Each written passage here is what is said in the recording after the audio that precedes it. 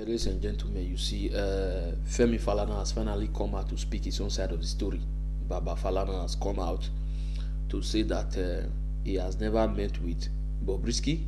He does not know Bobrisky, and it was alleged, according to him. He's still saying it was alleged when your son already confirmed to the whole world that Bobrisky and himself spoke, but as a lawyer, he called it alleged.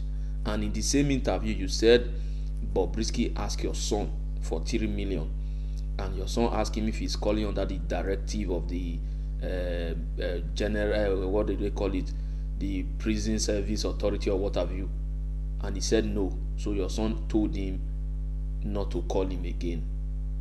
You see, the truth is this: the Falana family are trying so hard to, clean themselves off the claims of Bobrisky. They are saying that Very Dark Man defamed them. It was Bobrisky that insinuated whatsoever reaction Very Dark Man reacted, because on that audio, she categorically said, or he categorically said, that he called Faz, and Faz linked him up with the father. So what would you expect Very Dark Man to have done?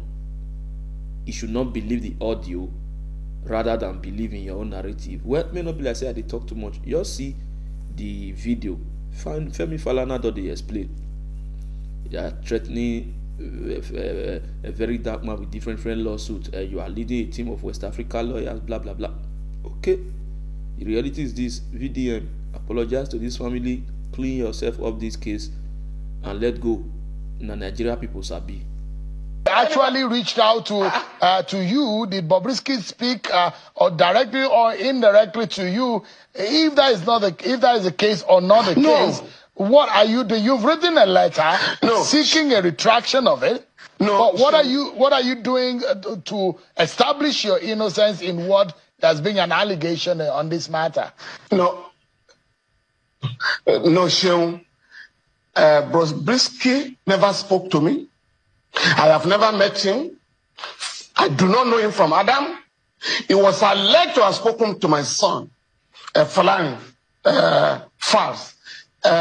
Yes, my son said this guy was appealing to people for assistance, and he called my son, I think on May 4 thereabout this year. Please, can you give me 3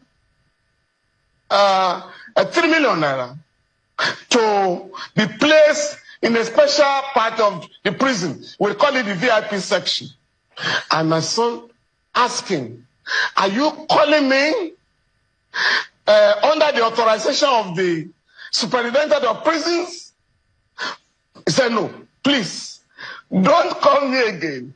I'm unable to assist you to bribe the prison authorities. And be very careful, since you're already in jail for an offense.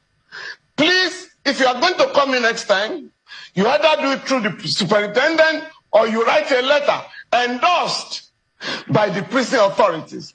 And that was the last.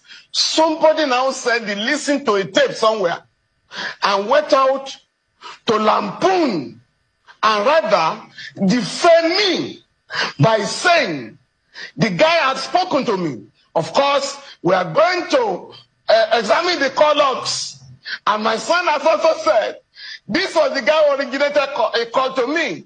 My son has never negotiated fees on behalf of anybody. On the contrary, my 3 children normally refer people who need assistance to me, and not those. In fact, my wife was asking our kids recently, why are you always sending people who are not able to pay our fees?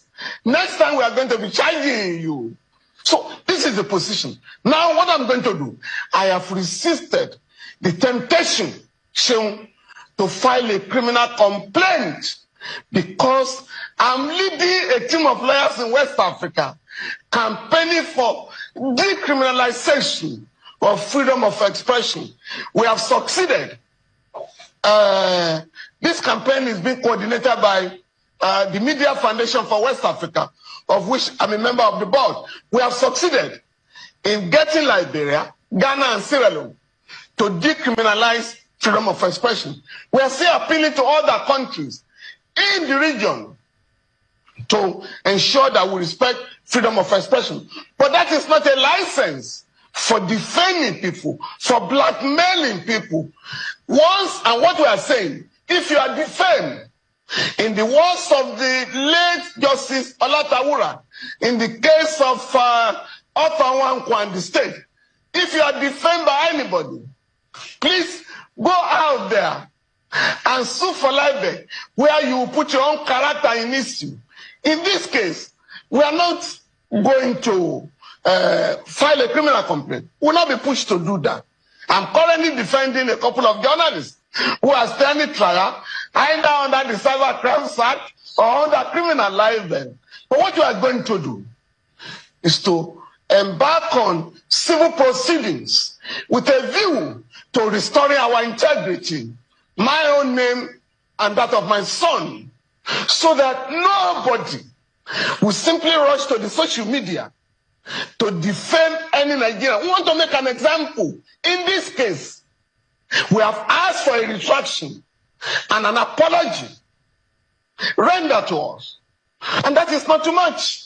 And if we don't have a retraction, an apology acceptable to us, accepted by us, we are certainly going to initiate civil proceedings in the High Court. Yeah, Mr. Falana, because this is actually not, I mean, I'm saying for the sake of the public who have not seen or heard from you in this matter, will have the benefit of hearing your own side of the story. And that's why I brought it up. But I know how painful this could be, especially if you have built a reputation over the years. Now, the question here, the question